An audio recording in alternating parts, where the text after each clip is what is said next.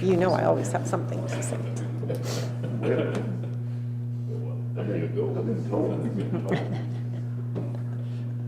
Oh, behave. Call this meeting of the Fremont County Board of Commissioners to order. If you please rise and join us for an invocation from Lauren Coleman from the E-Free Church, followed by the pledge. All right, pray with me, please. Well, Father, we give you thanks for this community that we live in and its beauty, the way that you have provided resources for our care and our well-being. Gosh, we give you thanks for the way you've created us in this community different and with different roles, how it reflects the diversity of your character. Forgive us for the ways that we divide ourselves against those who are different from us. We recognize right now during this meeting that outside of your intervention and your grace, we cannot do good. And so will you intercede and lead the decisions of these men and women in this meeting so that they are good for your glory and for the good of this community. And we ask it all in Jesus' name. Amen. Amen. I pledge allegiance to the flag of the United States of America and to the republic for which it stands, one nation under God, indivisible, with liberty and justice for all. Thanks, Lauren. Roll call, please. Commissioner McFall. Present. Commissioner Bell. Present? Commissioner Grantham. Here. County Attorney Bellis. Present. County Administrator Carochi. Present. Planning and Zoning Director Victoria. Present. Thank you.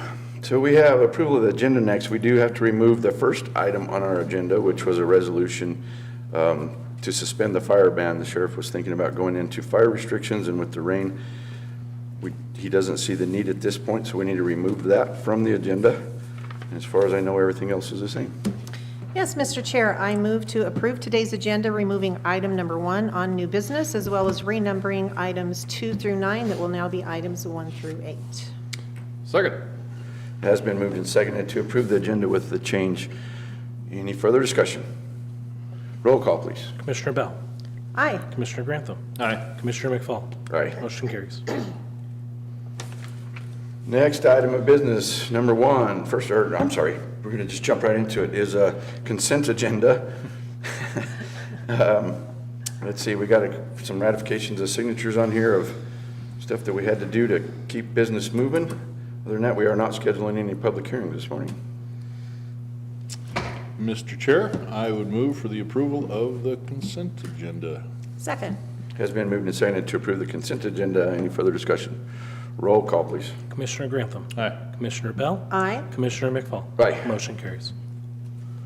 All right, we move on to administrative and informational. We're going to start with staff reports. We'll start off with County Administrator Tony Carochi. Good morning, sir. All right, good morning. How's everybody today? Wonderful. Well, since you asked, I would like, Always one in the group. So we'll start off with the job opportunities that we have posted for the county, beginning with Department of Human Services. We have an ongoing caseworker position that closes October the 18th. We have an intake family assessment caseworker that is open until October the 31st. We have an intake, a high-risk assessment caseworker that is open until October the 31st, and a case manager self-sufficiency case manager that closes on August the 22nd. Our CSU Extension Office, we have an office manager position that closes today, August the 13th.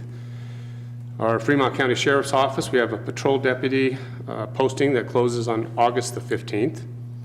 And with our Department of Transportation, we have a heavy equipment operator position that closes on August the 26th.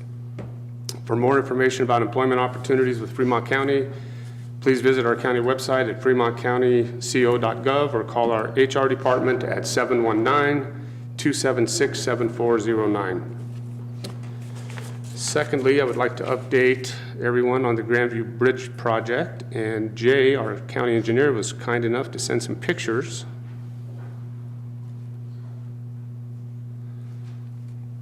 So the concrete pier and abutments are complete and have passed strength testing.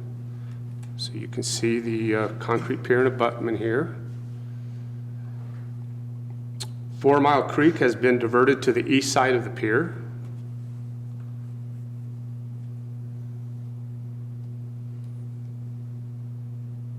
And the West Creek bank is being prepared for grouting and riprap installation. Should begin this week and continues through the week of August 19th. Bridge girders are being fabricated and should be delivered and installed the week of August the 26th. We have a weekly meeting on Tuesdays, and so the contractor will be giving an update on the construction progress and expected completion date at our weekly bridge meeting today at 10 o'clock. So we're making good progress out there.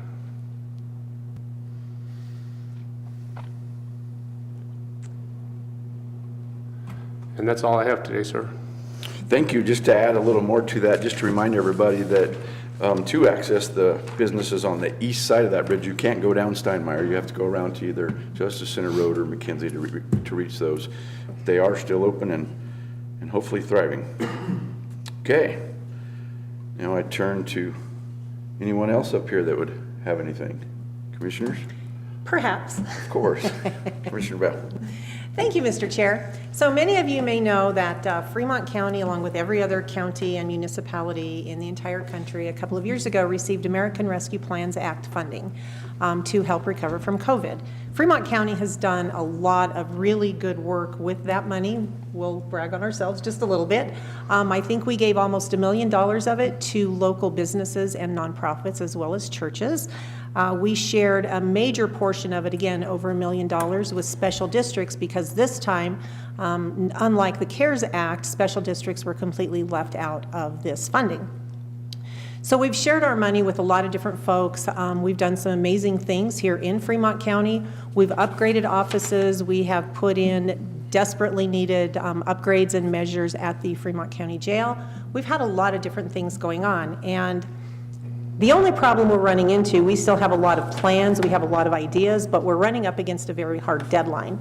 So the deadline for us to basically have all of these funds contracted is December 31st of this year. It's 140 days left, and that's not very much time. So we know that we have a lot of money that has been directed that we're still waiting to get actual quotes. So until we have those quotes, we obviously can't be under contract, but we believe that we do still have a little bit of money left. And so we had a conversation yesterday, and one of the things that we have been talking about is a new pool for Fremont County here in Canyon City.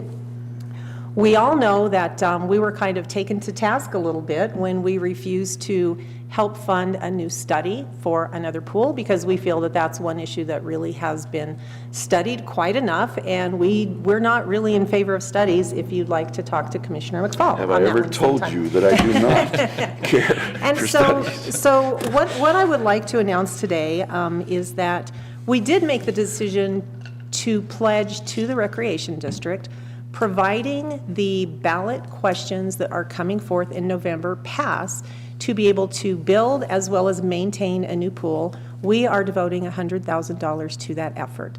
So we have written and signed a letter that will be forwarded to Kyle Horn, the Executive Director of Canyon City Recreation District, later this morning, and we're very, very pleased to be able to say we think a swimming pool is something our community desperately needs. The letter talks a little bit about how we all had children here in this community. We all had kids whose first job was working at the RC Ichabod pool. We all have kids who learned how to swim in that very swimming pool. We understand the importance of a swimming pool for a community, and we're really excited to be able to make this pledge to them. So, thank you, Mr. Chair. Thank you. Commissioner Grantham. I would probably just add to that, just a reminder, and I wish I actually had this available for Tony to put up on the screen right now. Just a reminder of the use of our ARPA funds over the last couple of years and how we've been able to actually help many of the taxing entities that didn't receive ARPA funds.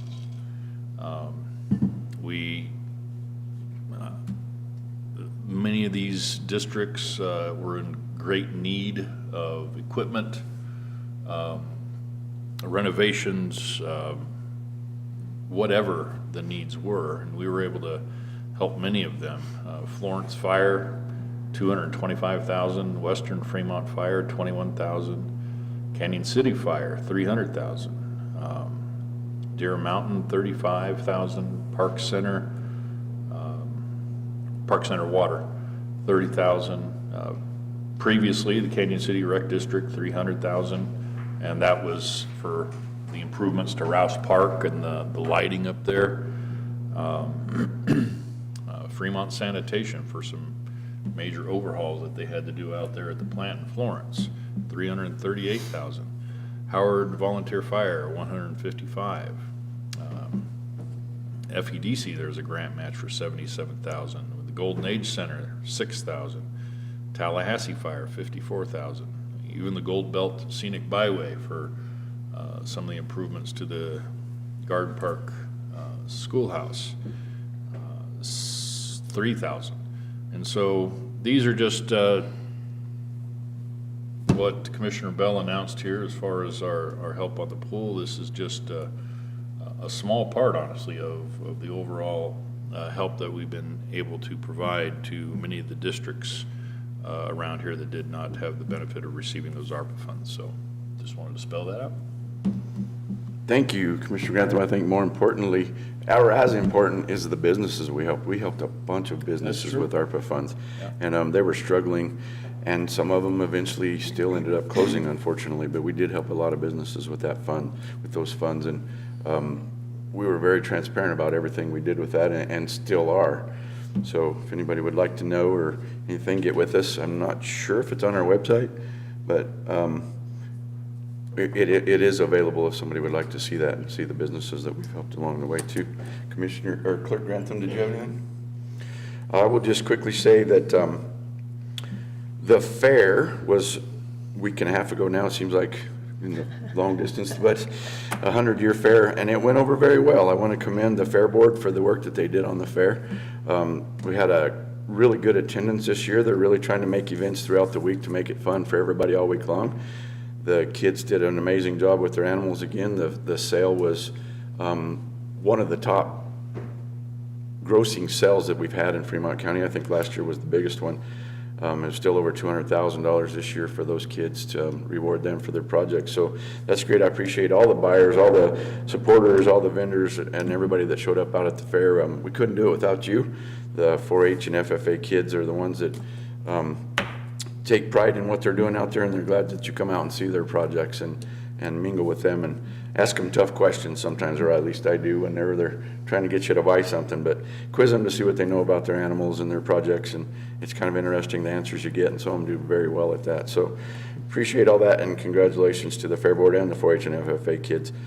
And even though we took the fire restrictions off of the agenda for today, the moisture's been doing a great job. However, the fuels are still kind of dry up there, and lightning has started some fires just recently. So there still is the possibility of fires out there. So just be very careful when you're out and about, and be safe. Anything else up here? Okay. Now we move on to the part of citizens who wish to address commissioners on matters not scheduled on the agenda. We have, the first one is Emily Tracy. Good morning. Good morning. Good morning. Up front, but right there. Thank you. Good, got it.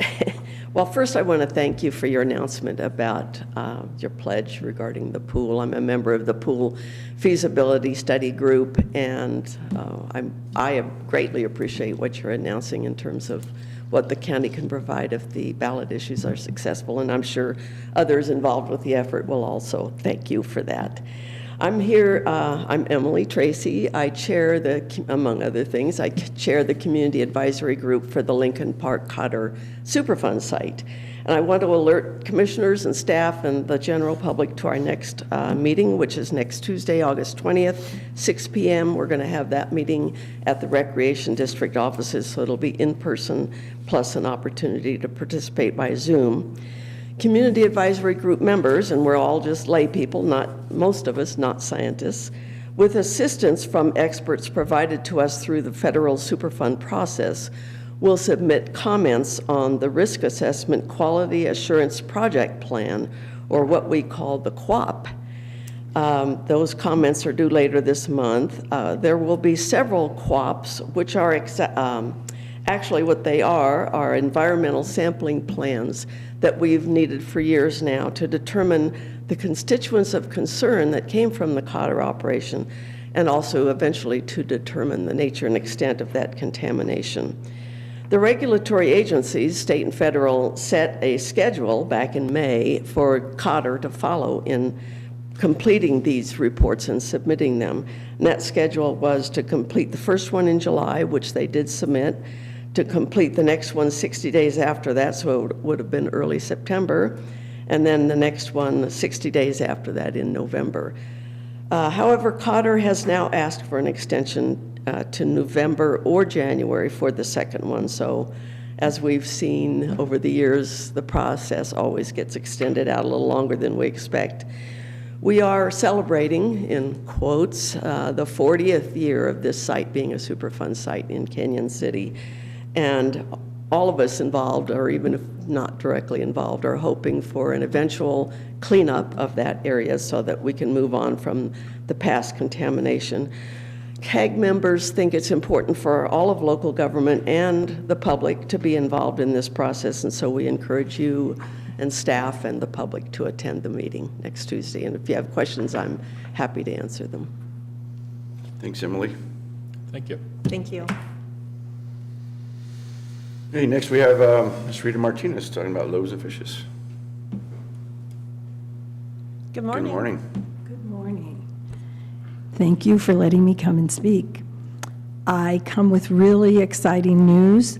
On late Thursday afternoon, we got our temporary occupancy permit for our new 5,000 square foot warehouse.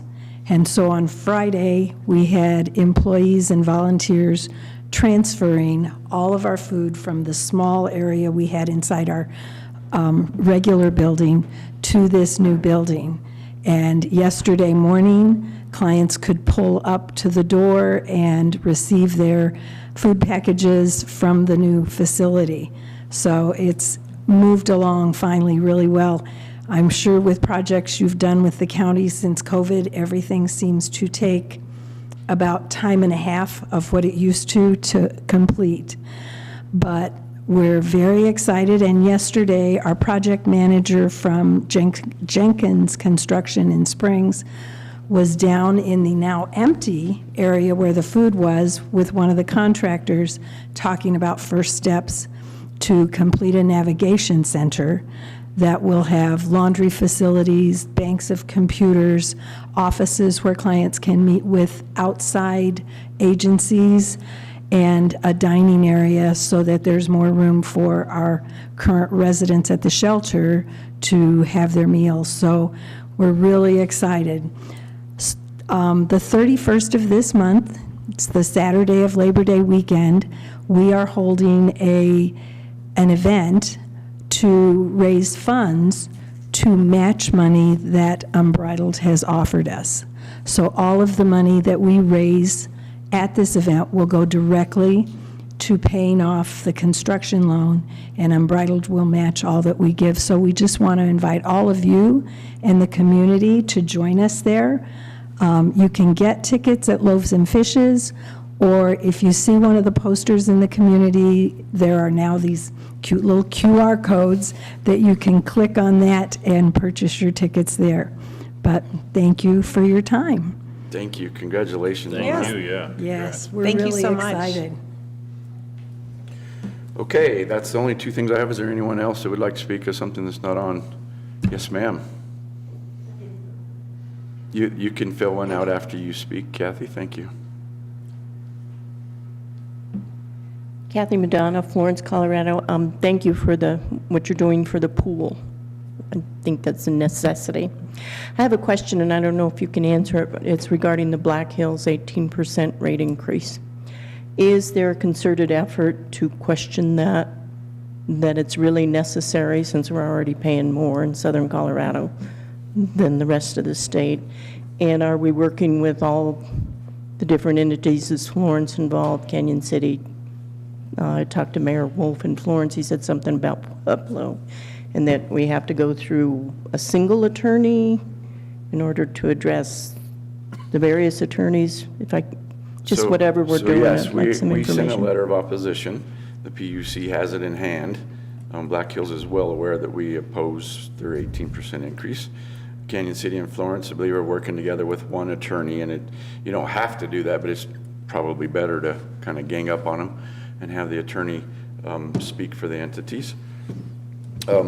We actually haven't engaged with that yet, but we were talking about it just this week, I think, as trying to be a, what's the word, Mr. Intervener. Attorney? Intervener. And I had actually had a meeting with Black Hills yesterday, and they said in Fremont County is an intervener, so they know that we're intervening in this deal because we are not happy with what they're trying to put through. And if I may, that's actually an agenda item for us later this morning. We will be Oh, it is? discussing. Yes, we will be discussing this. missed it. So Okay, it's okay. good. Thank you. And technically, we're not an intervener, correct? Correct. We did write a letter. Write a letter. Black Hills Right. claimed we're an intervener, but I think it's because of the letter of opposition. Right. Yeah. There's some technical things there, but as far as working with these other entities, I think we're all on the same page Okay. to a great extent. Okay, good. Whether it's our local municipalities or our neighbors in city and county of Pueblo. I know there's other organizations that will be probably beginning to be vocal here very soon as well. Good. So, Yeah, because I'm not going to get an 18% increase in my social security Right. check. Right. Right. Thanks, Kathy. There are Thanks, Kathy. slips over on the table by the door. Thank you. Thank you. Okay, anyone else? Okay, seeing none, we will move on. We have no old business. We'll jump right into new business. Item number 1 is adoption of the 2025 Fremont County holiday schedule. Turn to County Administrator, Mr. Croce. Yes, sir, thank you. So in Fremont County, we utilize 2 holiday schedules, a 4-day, 10-hour schedule for our staff that work 10-hour work weeks, or, wow, that just made, I didn't mean to misspeak about Can I our sign up county for attorney, that? But we have two holiday schedules, a 4-day, 10-hour schedule, and then we have our holiday schedule that our 8-hour staff utilize. Both holiday schedules provide 80 hours of holiday leave. Even though the DHS schedule, and mostly that's where most of our 8-hour staff work, also they get an additional holiday, Martin Luther King Day in January. And then because the 10-hour staff are already off on Fridays, DHS staff observe the day after Thanksgiving, so that's an additional holiday they receive. And then in addition to that, our commissioners are generous and allow all staff to receive 10 hours of floating holiday leave. So once the board approves the schedule, if they approve the schedule, we will get this posted for staff and for the community. Okay, any questions or comments for? Just a quick comment before I make a motion, if that works for you. I would just like to run through that list that we do. New Year's Day, President's Day, Memorial Day, Independence Day, Labor Day, Veterans Day, Thanksgiving Day, and Christmas Day. That's for the 10-hour. And then as Administrator Carochi already mentioned, Martin Luther King Day is added to those who work 5 days a week, 8 hours each day. So with that, Mr. Chair, I move to approve both the 8-hour and the 10-hour holiday schedules for 2025 for Fremont County employees. and I'll second that, and just note that this is not a new schedule. I mean, this is just putting the new dates on there for this year. This is policy that's already been in place. Okay, it has been moved and seconded to adopt the 2025 Fremont County holiday 8 and 10-hour schedules. Any further discussion? Roll call, please. Commissioner Bell. Aye. Commissioner Grantham. Aye. Commissioner McFall. Aye. Motion carries. Thank you. Item number 2 is requested local approval for a state-issued limited winery liquor license, room license for Bugling Elk Vineyard at 1215 Apple Lane, Penrose. I don't believe we have anybody here for that, do we? He is not. So, Mr. Attorney, I will turn it over to you. Eric Bells. Again, similar to the last time we had one of these on the agenda, this is a process that the state actually licenses these establishments, but then gives the local authority, in this case Fremont County, the opportunity to participate in that in a negative way by essentially disapproving the local application. But as we always do in Fremont County, in an effort to encourage local businesses, we choose not to participate in a negative way, but rather to participate in a positive way and actually approve the application. So that's what we're on for, and that's to voice the county's support for the state license of the local tasting room at Bugling Elk Vineyards. And I'm sorry that they're not here to basically promote their business to the millions watching out there on YouTube and other streaming services. But they have been around since 2018. In the last couple of years have made significant progress in maturing their grapes and producing some good wines. And of course, it is on for the county to state its position whether we approve or not their application for on-premises sales. Thanks, sir. Commissioners? Staff report? Oh, do we need a staff report? Not really on this Okay, one. okay. It's There's a no state license thing, or yeah. anything, yeah. This is kind of where we oppose the oppose. Well, you know, Eric pretty well Yes. explained, our role in this. This agenda item is probably part of that whole things that you didn't ask, we're going to tell you anyway. Because they don't require our permission on this, they don't require our approval. Our only role is to disapprove, and so in our inimitable fashion, we will thumb our nose at what state requires and wants from us, and we will give them our approval anyway. Because we do, as Eric said, we want to promote these businesses that are doing this. We have a few of these popping up here and there in the limited winery liquor sales room, and so Bugling Elk Vineyards. And so I would move that we approve whatever it is we need to approve, because there's no actual No objection. specific Yeah. language, but we approve this state-issued license for this limited winery liquor sales room for Bugling Elk Vineyards, 1215 Apple Lane, Penrose. I will second that with a couple of quick notes. I've actually had the opportunity to go out and to take a tour out there with owner Sean Kaufman. He invited me out a few months ago to just go see what they're doing, and what they're creating and already have in place out there has been an incredible addition to Penrose. He has a tasting room. He serves some refreshments. You can go out, and he has a really nice conference room that you can reserve for meetings, for small gatherings, for celebrations, for all different kinds of things. And he is rightfully incredibly proud of what he has created there in Penrose. And so I really appreciate what him and his wife are doing. I thought I'd give his 30-minute elevator speech for him since he's not 30 here. minute? 30 minutes. Yes, That's a 30 long minutes. elevator. I'm going to keep going. So Okay, just 30 seconds. settle in. All right, I'll make it 30 seconds. But it really is. It's a beautiful, incredible place. If you have an opportunity to go visit, 1215 Apple Lane. And I didn't look it up, but I know that he also has a really great website that shows pictures of all the things that he's doing out there. Thank you. It has been moved and seconded to have no objection to this tasting at Bugling Elk Vineyards in Apple Lane and Penrose. Any further discussion? Roll call, please. Commissioner Grantham. Aye. Commissioner Bell. Aye. Commissioner McFall. Aye. Motion carries. Thank you. Item number 3 is request and issuance of a malt venison spirituous fermented malt beverage special events permit for Fremont Search and Rescue for an event at Pathfinder Park Event Center, 6655 Highway 115 in Florence, on October 19th, 2024, from 5 to 10 o'clock. And we have Aaron Violek, is that how you say it? That is correct. Good morning. Good morning. Good morning. Morning. Thank you.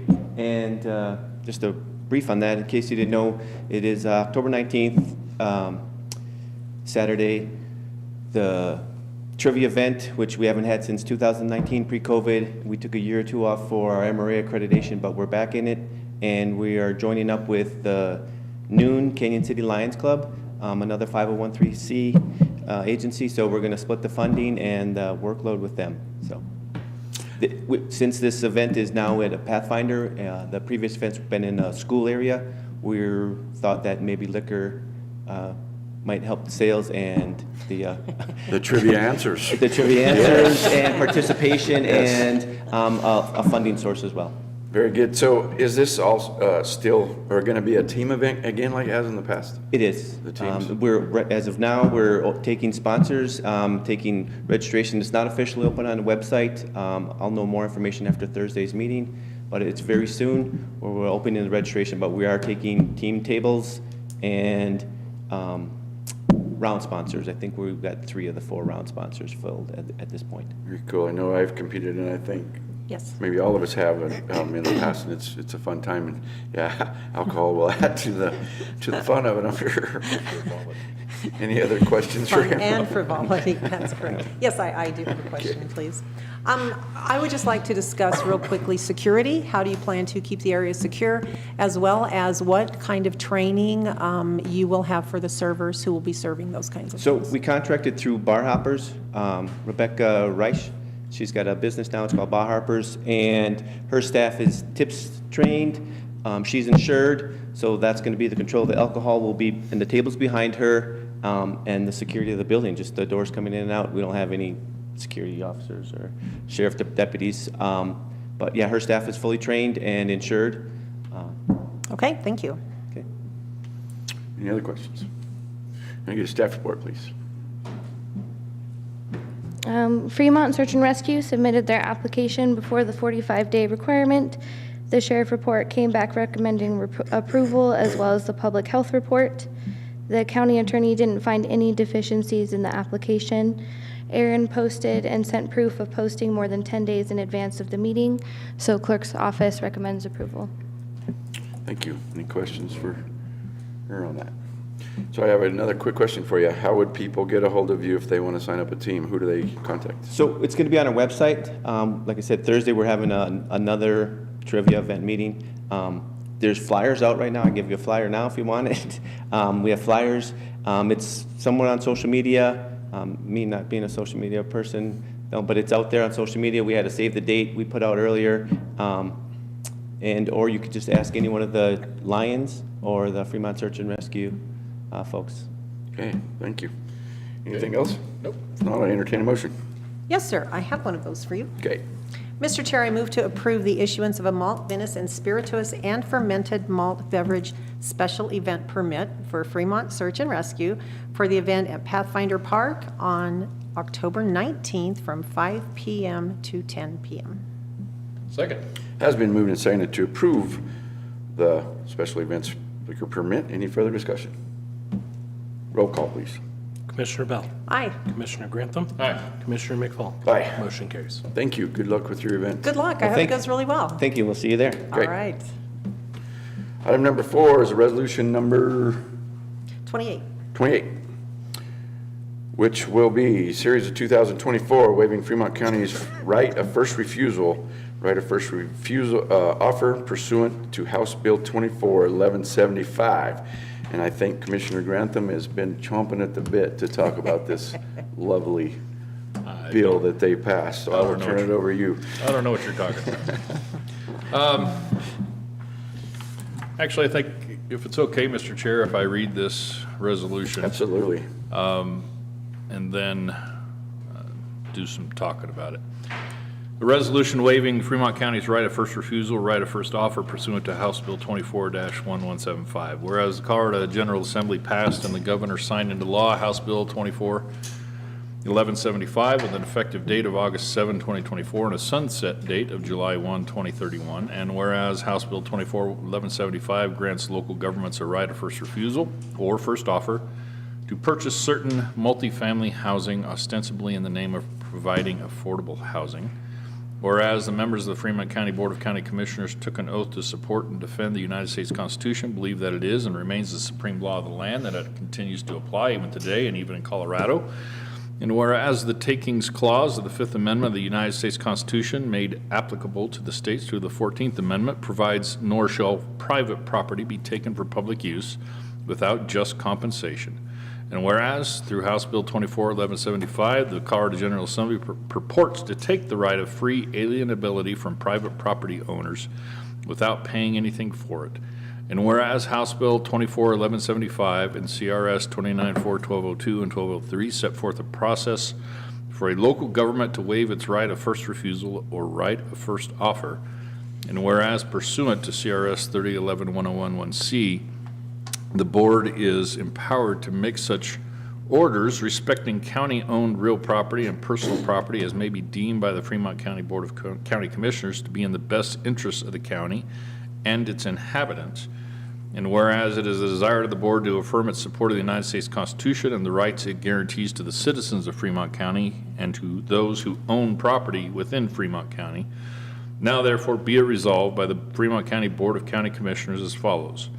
The board, pursuant to CRS 294-12022G, does hereby expressly waive the right of first refusal as provided under CRS 294-1202. Accordingly, the board does not require any notices from sellers of qualifying properties under CRS 294-1202. The board, pursuant to 294-12032E, does hereby expressly waive the right of first offer as provided under CRS 294-1203. Accordingly, the board does not require any notices from sellers of qualifying properties under CRS 294-1203. This resolution shall be posted in a conspicuous location on Fremont County's website, indicating that there are waivers for both rights of first refusal and rights of first offer, and that residential sellers with qualifying properties within unincorporated Fremont County, Colorado, do not have an obligation to comply with the notice requirements to Fremont County under CRS 294-1202 and 1203. Fremont County administrative staff shall also provide a written copy of this resolution to the Colorado Housing and Finance Authority. The waivers established hereby shall be effective upon adoption of this resolution and shall expire on July 1, 2031, unless otherwise rescinded by the board by and through subsequent resolution. Now there will be, and I'll go ahead and move resolution number 28, Mr. Chair. Okay.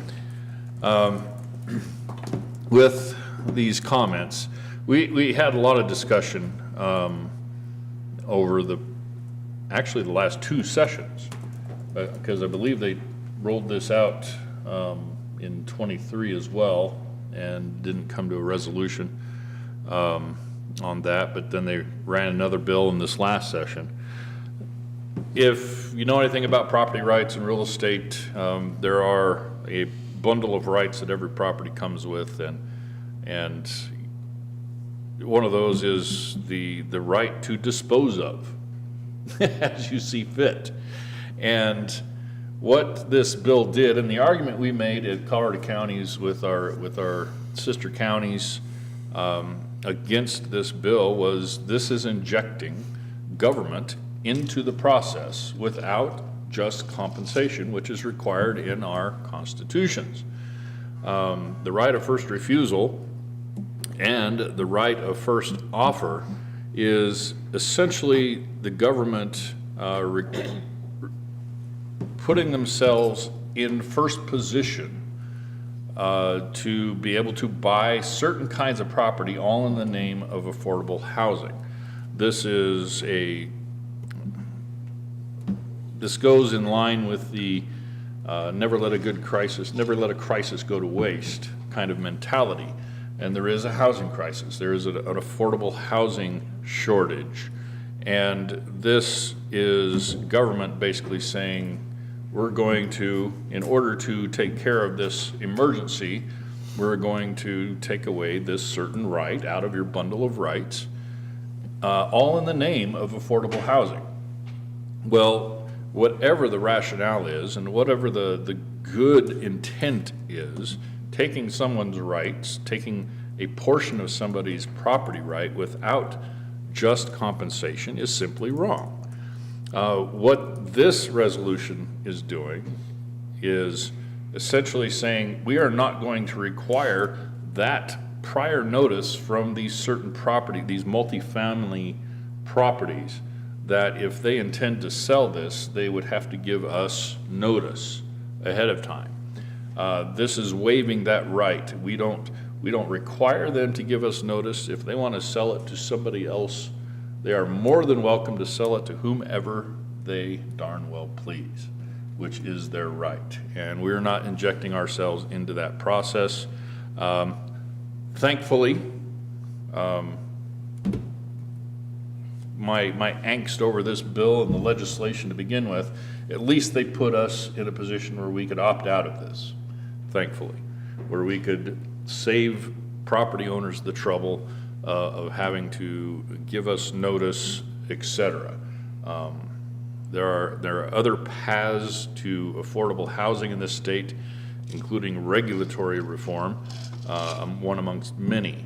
But taking rights away from property owners is not the correct path forward on solving affordable housing. And I would dare say that any counties that do actually participate in this process will be not even one minor step closer to having affordable housing by exercising this. And so that is it. Hear, hear. Rant. Yeah, I think to that point, we don't have to waive this right, which means if they did notify us, we wouldn't have to act on the first right. Right.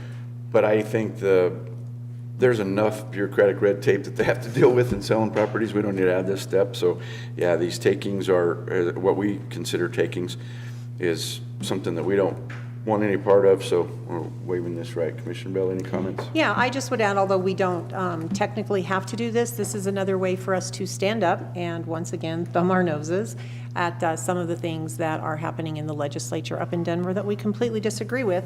We want our local citizens and our local businesses to know we stand with them, not against them.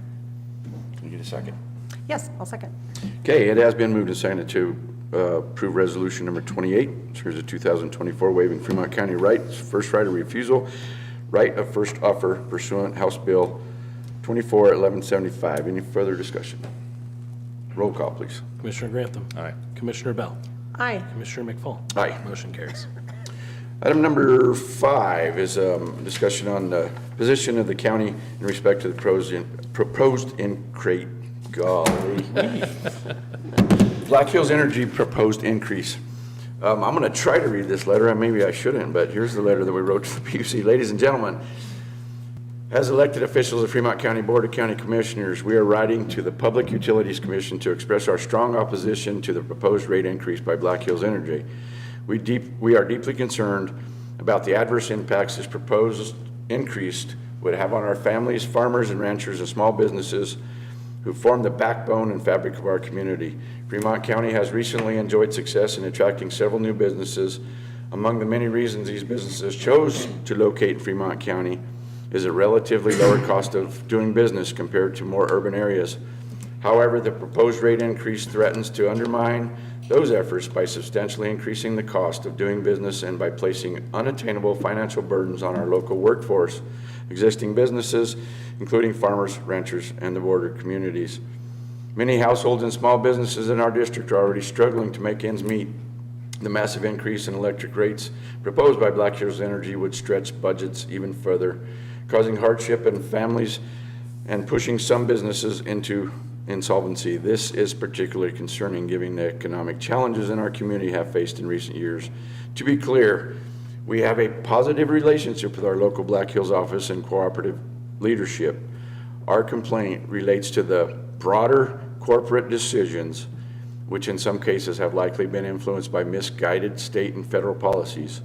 We stand united in opposition to the proposed rate increase with our citizens, farmers and ranchers, businesses and other government agencies who recognize it as a clear deterrent to growth, as it is a threat to the sustainability of our community. We understand the operational costs and unrealistic mandates may necessitate the rate adjustment, but we urge the PUC, Public Utilities Commission, to consider the broader economic context and the compounding efforts with our community, whether determining the amount of that increase. The families of Fremont County simply cannot bear a 20% increase in the cost of services they cannot choose to do without. Instead, unpleasant as it may be, perhaps it's time for Black Hills Energy to implement assurities measuring as county government and families in our community have been doing for years. We look forward to your thoughtful consideration and resolution that promotes the sustainability of rural communities rather than flight from them. And we will sign this and send this on. We'll turn it over to the other commissioners for comments. Sure. Thank you, Mr. Chair. I would add my voice just to say, it's been a long time since we've seen an increase from Black Hills, but that was of their own doing and not of ours. I think if they would have been implementing increases in between, much smaller increases, they wouldn't have to go before the PUC, as they're arguing even with us in person, and ask for this incredible amount of 18%.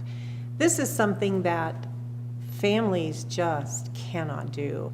And unfortunately, this utility is one of those things that also we cannot live without. And so this puts everyone, I think, in a very, very difficult position. And so we had the conversation and got together, and turns out we all pretty much felt exactly the same way. So I know a lot of folks have come to us discussing this as well, and it's been my pleasure to be able to tell them that we oppose this, and we are doing so formally. And I think it's, we should note that there are, I believe it's open right now for public comment. Anyone can contact the PUC and make a comment, whether it's an individual, a business, another local government, or special district, anybody that uses Black Hills Energy can call or email them and put in some comments. So I suggest everybody do that as well. I don't know what's going to happen with the PUC. I kind of figure that they will approve some kind of an increase, but hopefully it's not the 18%. But I agree with what Commissioner Bell said. I think it's been since 2016 that there was a rate increase, 2012 and then 2016.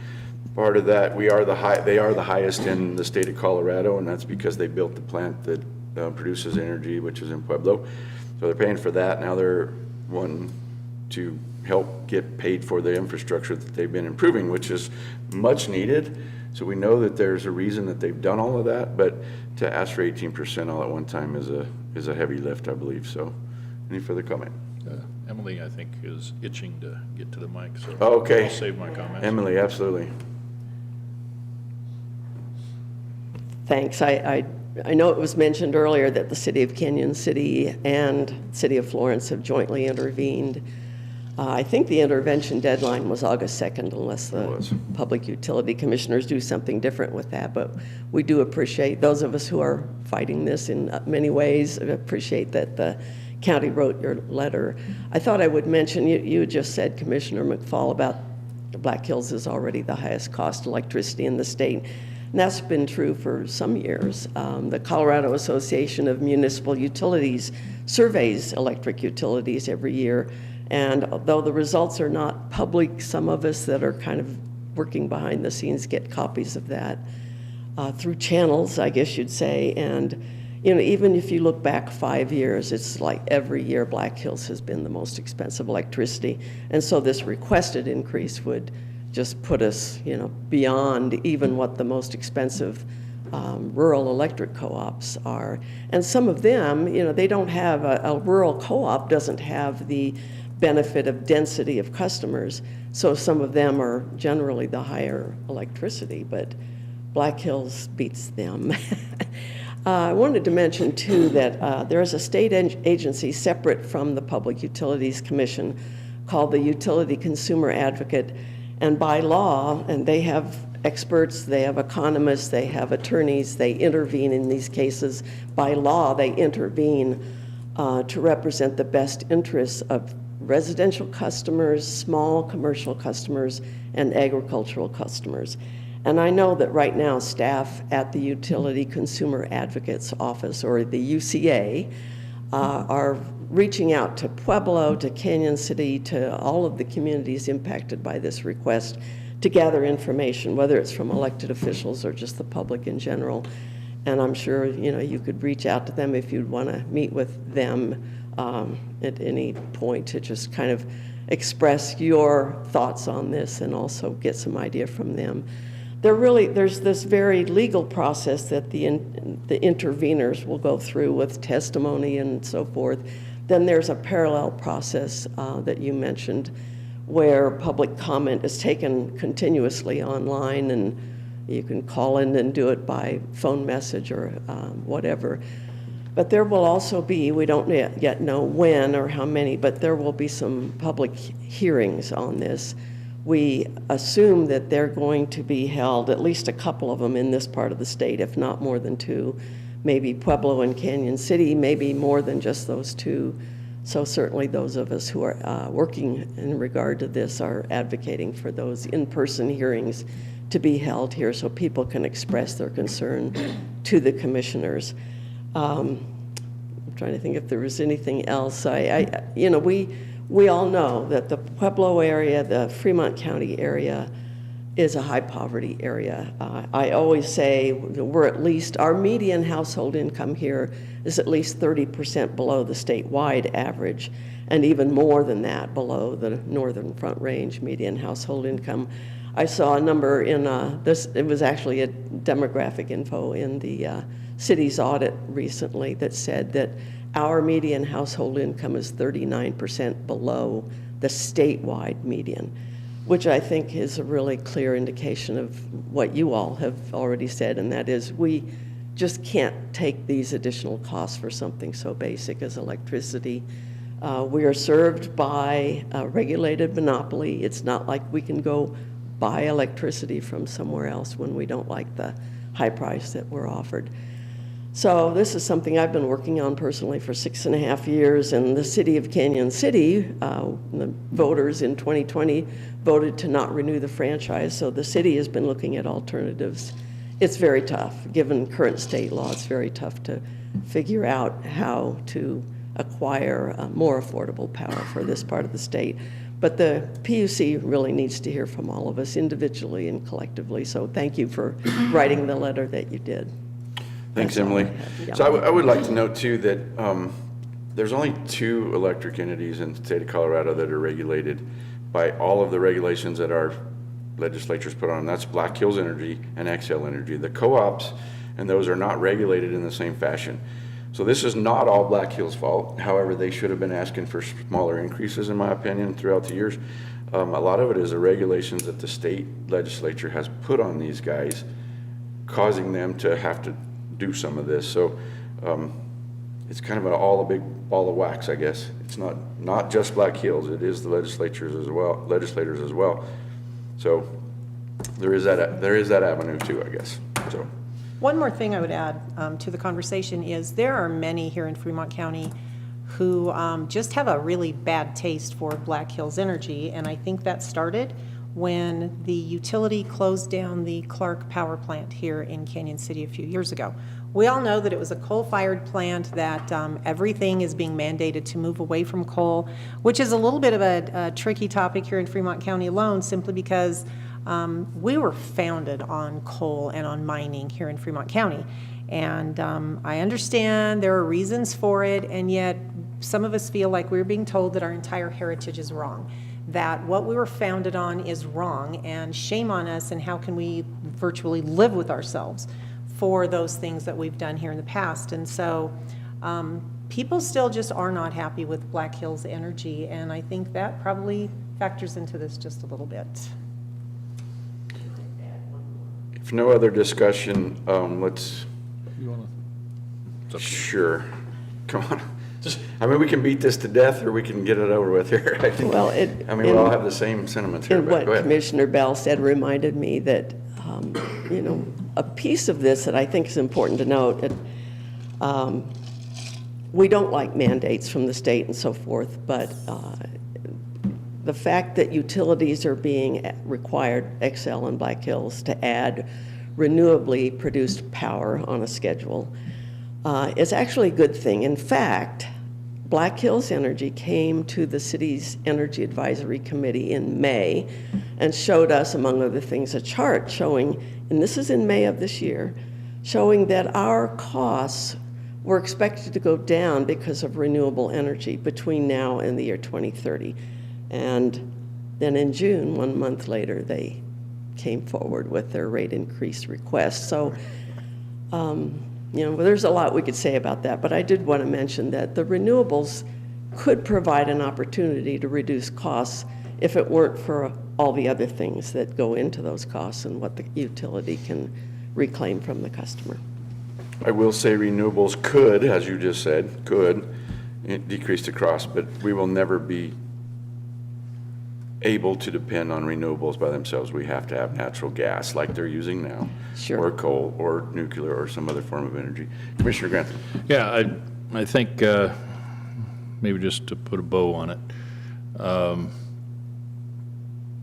we could go into the long history here of how our state got here and federal regulation and House Bill 1365 and the turning the favored status from coal-fired plants to natural gas plants. And all of that's just fine because natural gas would have been, sort of as you were just talking about with renewables, would have been at least as cheap of an option, except there was no infrastructure for it, and it required the building of plants in order to displace the coal-fired plants.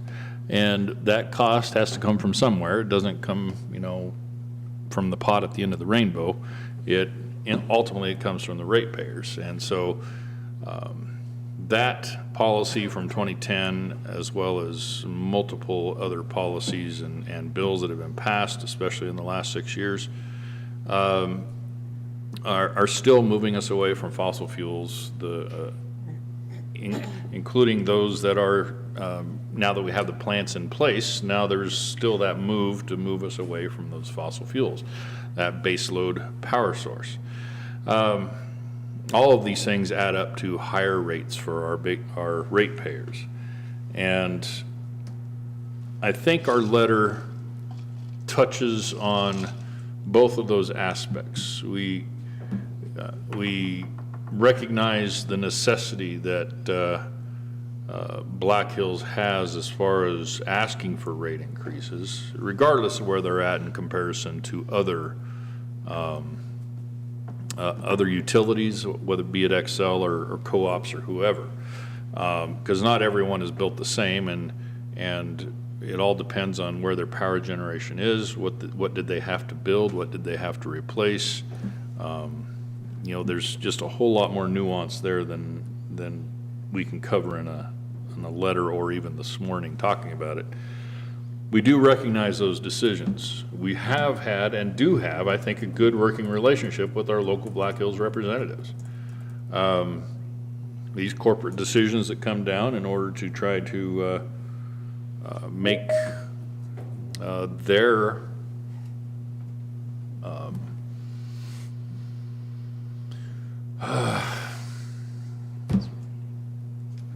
stockholders, I guess, make them good, they have to answer to them.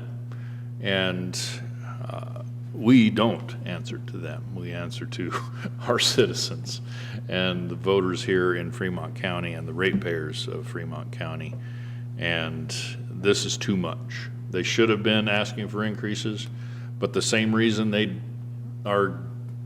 didn't ask for those increases over the last 8 years is because of what they're getting now. They're getting holy hell for a rate increase, and albeit a big one, but they'd be getting the same flack for a 2% or a 4% increase. Maybe there's a little bit more vocal opposition in this case, but they should have been asking for it in increments, even though that would have put them in front of the PUC every single year. But they should have done some incremental increases. All that being said, our folks can't afford this. They go to the grocery store and they're already feeling the effects of inflation. They're going to the gas station, they're already feeling the effects of inflation. Now, they're going to get it mailed to them courtesy of the power company, 18% increase. And I think that's a low estimate, especially when you consider some of the impacts it'll have on businesses who are already paying. Let's say we get a $100 to $200 power bill at home. A power-intensive business, they're going to have 4 figures, maybe 5 figures. Now, add on to that almost 20%, and who is going to pay for that? Guess what? The consumers. We are going to pay for that. Or there's going to be no wage increase for employees at that business, or all of that is going to filter back down to us again. So the increases that we get on our own electricity use at home is not the only effect our ratepayers are going to see. They're going to see the trickle-down effect of those increases on businesses as well. We just simply can't do it. So proud to put my name to this letter with you two. Okay, thank you. Is that it? Yep, done. We discussed We did, at length. quite well. All right, moving on to item number 7, reappointment of Francis Williams to the Fremont County Board of Appeals, term ending August 1st, 2027. He has served on the board and has requested to be reappointed, so I'll open that up now. Mr. Chair, I just would add to that, we have a series of 3 different appointments or reappointments we're getting ready to make. In each of these cases, these folks have asked by letter or email for these reappointments. As much as we'd like to, sometimes we simply don't pull a name out of the hat or say, hey, I know this guy, let's appoint him. They're actually willing to serve, and we appreciate that willingness more than we can say. And a little side note, go to fremontcountyco.gov for other opportunities to spend some time by volunteering here at Fremont County. With that, Mr. Chair, I move to reappoint Francis Williams to the Fremont County Board of Appeals for a term ending August 1st of 2027. Second. Been moved and seconded to reappoint Francis Williams. Any further discussion? Roll call, please. Commissioner Bell. Aye. Commissioner Grantham. Aye. Commissioner McFall. Aye. Motion carries. Item number 7 is reappointment of Marvin Dornhacker to the Fremont County Board of Appeals for a term ending August 1st, 2027. Mr. Chair, I would move for the reappointment of Marvin Dornhecker to the Fremont County Board of Appeals for a term ending August 1, 2027. Second. Been moved and seconded to reappoint Marvin Dornhacker. Any further discussion? Roll call. Commissioner Grantham. Aye. Commissioner Bell. Aye. Commissioner McFall. Aye. Motion carries. Last one is appointment of Gardner Fay to the Fremont County Board of Zoning and Adjustment for a term ending February 28, 2027. He was the alternate on that board. Someone has left that board, so he will be the permanent on that, and there is an opening, as Commissioner Bell said, on the website. If anybody's interested, send us a letter. All right. With that, Mr. Chair, I move to appoint Gardner Fay to the Fremont County Board of Zoning Adjustment for a term that will expire on February 28th of 2027. Second. Been moved and seconded to appoint Gardner Fay to the Board of Zoning and Adjustment. Any further comment? Roll call, please. Commissioner Bell. Aye. Commissioner Grantham. Aye. Commissioner McFall. Aye. Motion carries.